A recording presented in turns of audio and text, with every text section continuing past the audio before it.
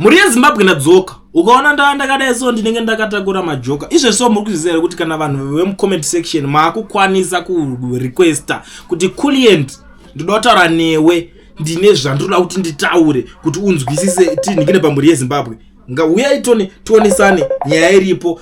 Pane vanhu vakawanda vari kundifonera vekuti izvezvo tinogona kuita se kutongoita something zvinhu zvikabuda saka ndikaza ndimbofonera umwe munhu makozi acho awandisa but namba dzangu maanadzo munogona kundibata tototaura kana if you have something to say contact me on the numbers that are shown on the screen.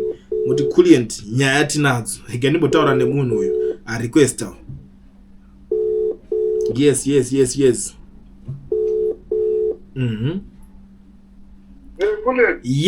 Yes. Aiwa ini ndiri mwana anotumika kungoti Kuliend ndibate ka1 ndabva ndatopinzira phone. Same time handida kubatisa nokuchaba kuti Geza ataura. But kana akasaita structure inobatika kuvanhu. Strike ikafeila. Yes. Munaka kwaanenge tobata chimuti. Vanofana kuva nama-structures strike irifamba sei inobva papi ichienda papi vanhu vari kumberi ndivanani votongotaura kuti kune strike iri anotanga kubuda ndiani ichokwadi kunofanira assemble point vanhu vanoungana papi voenda kupi vachifamba sei tozoita strike inobudirira votongotaurira vanhu kune strike hakuna munhu anobuda ichokwadi ichocho ndikuzvinzwisisa saka muri kuti ponyatsoitwa sei tell me the strategy cause mudarageza vanondifollowa vanotoona panapa almost every day vanenge vachiona zvinhu zvatinenge tichiita panapa voita zvekudii chaizvo. Vanofana kuva nevanhu vanenge vari paground vanhu vakasvika vanotungamirira strike yangonzi povo yese ndivanenge munotoicontrola taapakati mirai moisa maspeech enyu taapakati pashata vanhu itai so vanhu vanenge vaida kukontrola kutoti mutombe ndikanenge achikuita zvaanokwanisa kuita haikudiriri strike yakaita sei hapana zvatetichiita tese tatanga titopromota munangagwa kana takuita zvokuti munangobuda kumakaonda kuita kustrike haina hatisipinda takadai hazvibudi ndikutokutaurira mukoma wangu ichokwadi ichocho pana mastructures anonyazobatika mugrupu rakati kuwadzana kunonhingi munoungana pakati airport kuna nhingi mofamba muchibva papi tichienda papi tonosangana papi ichokwadi ndozvinenge zvida kuti zviite strike nokudikezvo ndikupanzwisisa kuna mutaurire mukoma baba Geza izvozvo tekaita zvinhu zvakaita seizvozvo wana vanhu vakwana kuti wapromisa kuti vanhu havasi kukanganisika saka kune vanhu vanenge vari mberi vachiona kuti ai zviri kufamba zvakanaka kuna ngozi kuuya. Alright.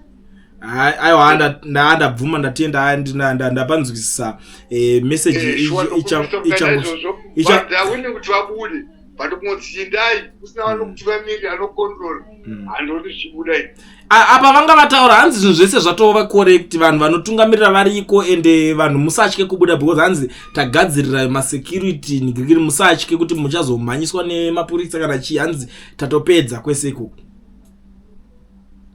Because vanhu vanotanga vakambowanda kakuseri vaida kana vasita pama vanhu vanocontrol vanhu vatitanga vakawanda kuseri kuona zvikuitika zvii handina kana kuna vanhu vanozigara kuti papoint yakati para nhingi ndai kunosvika nhingi aripo metropolitana nhingi aripo vanhu vanowana simba rokuti vafambe vachienda kustrike.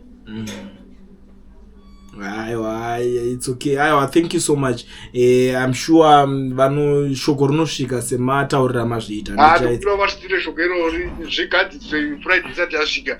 Alright, iribo maita basa. Thanks Kuliend. Thanks for responding so quick. Sharp. Ciao kuti.